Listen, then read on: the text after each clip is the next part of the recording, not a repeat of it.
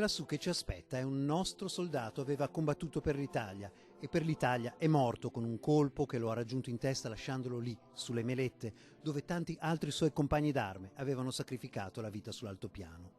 Per questo soldato sono passate 102 volte le stagioni, 102 volte la neve ha coperto il suo corpo abbandonato, ignoto tra gli ignoti, 102 volte sono tornati i prati.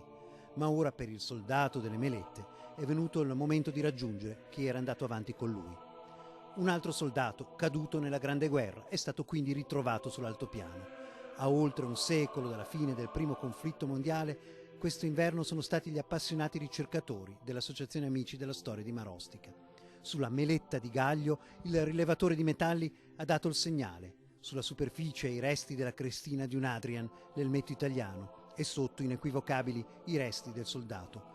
Qui il lavoro dei ricercatori si ferma. La legge non ti permette giustamente di scavare. Prima la segnalazione ai carabinieri, poi il lungo inverno con la neve che si è presentata a più riprese fino a maggio inoltrato. E ora finalmente potremo pensare a lui.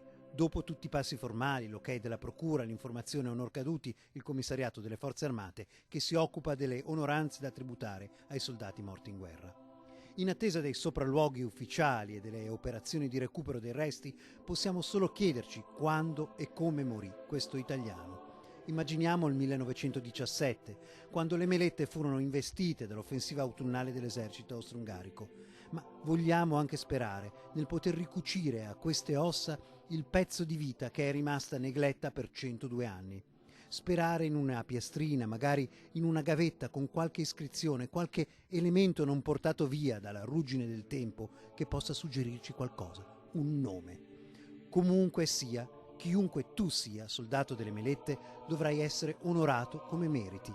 Ora ti diamo il cambio. Ora puoi ritornare a casa tra i tuoi fratelli.